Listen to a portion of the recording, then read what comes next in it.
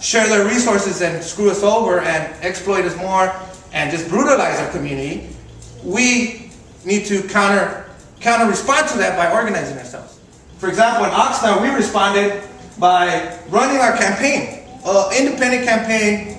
We don't support the Democrats, we don't support the Republicans, we're independent, straight out. Okay, our organization, Barrio, we said, you know what? Because they believe that we can't govern ourselves. They believe that, they truly, honestly believe that we can't run ourselves. We can, and we know how to use those resources. Look at what the compañera said earlier. 1% of the police budget, those agencies would provide all those things. There's no reason why we can't do that, and we should do that. So we said, all right, let's run. So we ran and one of the things that we said is that we were going to cut the police budget by $1 million and give it to youth programs and provide jobs. Obviously, I'm going to say we didn't win, right? But we forced the rest of the panelists, the rest of the politicians to start addressing the things that we were saying. Because we protest, we're outside, we're coming in, and they're like, okay, yeah, all right. But when we're at the same level as they are, jamming them up at their level, and actually coming more organized than they were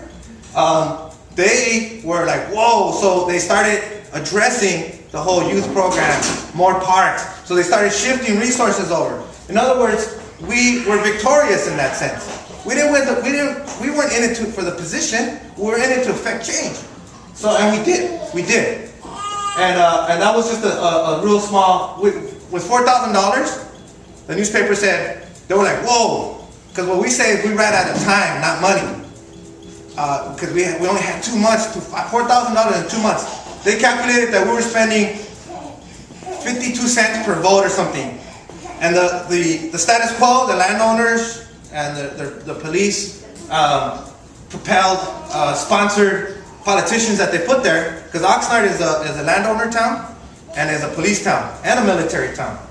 And they've been running it since 1903. Nobody has really challenged them. And this was like one of our first attempts. We don't want to erase history. There has been attempts in the past, and we learned from them. In other words, most people have challenged it. But in this new century, we were like the first ones to jam them up like that. And they're like, whoa. Now when we walk in the door, they go, man, these people got 7,000 votes with 4,000 bucks. And they were spending $1.50, $1.75 quote per vote.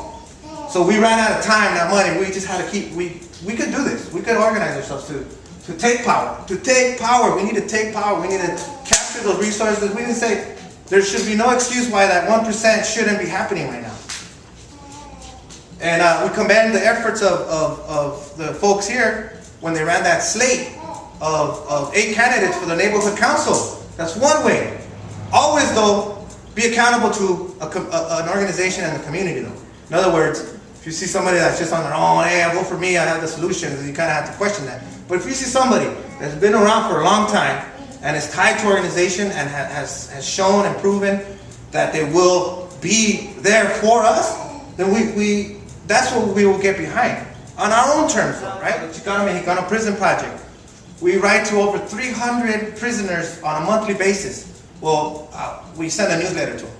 But on there has the history, the culture. We had a Chicano studies, what we call Raza Studies program, where we send in, and it's becoming much more difficult, by the way, to get our newsletters in there.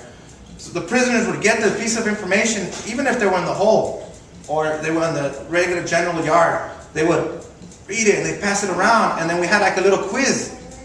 And they cut it out, and they take the quiz and send it back.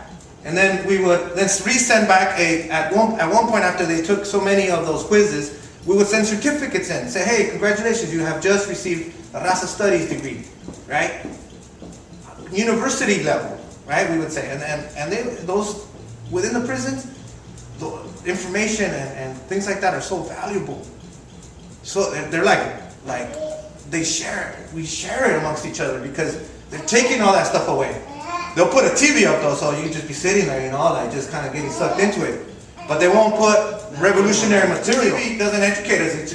It keeps us where they want us, which is disorganized and not having a revolutionary vision. Okay. In Oxnard, we're going to launch a campaign again Because right now everybody's shifting into, like even during the Obama time, right? We were saying, oh, you know what? Look who's funding Obama. It's going to be the same thing. And now people are seeing that. Right now, in our community, there's a shift, again, because it's an election cycle, to abandon working with our youth, putting all the resources and getting out the vote and things like that. We're like, no, we got to stay focused here and organize ourselves. Keep building our organization, the resistance, really, we're resisting. And we are calling for, and people like, it's like a term that everybody still is afraid of, revolution. Revolution simply means we're changing the way things are. And the way things are right now, and the way that things are headed on a global scale, are unsustainable. Unless we provide, because we believe in socialism, okay? We need to say that. We're honest about where we see ourselves. We believe in socialism. We want to have free health care. You know, not throwing old ladies on the street because they don't have it. We want to have free university all the way, K through university for free. It should be free. There's no excuse for it. And we believe through, I just got back myself from compañera Kelly, she's back here. We just got back from Cuba, and we've been going. And they're doing it, despite the fact that there's an imperialist blockade on it. They're paying 3 times more to get some of the school supplies and the medical supplies, but they're still providing for every single person to the best of the capacity. World class education. Literacy free zones. Reading is very important. You know, we were talking about having a campaign to have literacy free South Central LA. If we do that, that means we're reading. That means we're stopping to watch the TV and we're reading history. We're reading about revolution. We're reading about social struggle. We're reading about how to free ourselves. The young man in the film said it, if you had one thing, what would you say? Freedom. We want freedom. And so that's what we're working on. And I'll be honest with you, and I was talking to a compañera earlier, we get exhausted, right? Right? We looked at each other and we said, man, it was 6 years ago when we were together, and we're like, we've made only incremental steps. But you know what? That's the way it is. It's a long, arduous trek towards what we want. But we have to start building it. Even though, like the way we said it, man, we analyzed it.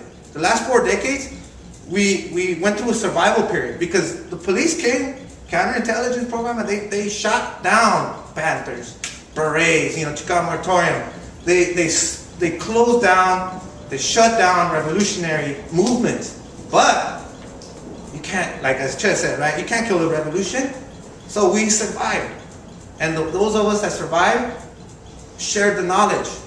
Then we are reconstituting ourselves and getting back together again and building revolution again.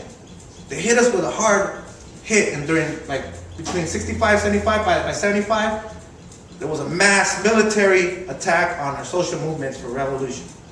And we're 4 decades later coming out of that. 1 million people on the streets for an attack against undocumented workers.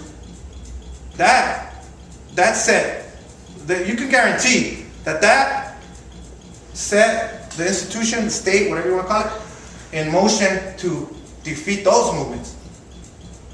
Because we were becoming radicalized, right? We're blocking streets, we're to arrest us, we don't care. We're going to fight for our freedom. And there now, as you see, Obama, supposedly who's going to come and save the people, hope change, he just signed $600 million for more permanent troops at the border. Permanent. He wrote it in there. $600 million, 2 drones, unmanned drones, $15 million each. So we have a lot of work to do, compañeros. We have a lot of work to do. And I look around, and we've had events where I can honestly say it was me and another person. We had a film screening. It was 2 of us in there. This was years ago, and we're like, play the movie, come on, man. We kept it going, right? And somebody passed by, and somebody kind of sat in for a little bit and walked away. In other words, we were not demoralized. We were not demoralized, because if there's one of us left, then they lost. Because what we're talking about is inevitable. In other words, there's no stopping us. They could build how many prisons they want, but we're like, we just have to organize ourselves. And we're doing it alongside a lot of other organizations that are out there, fighting for what we're fighting for.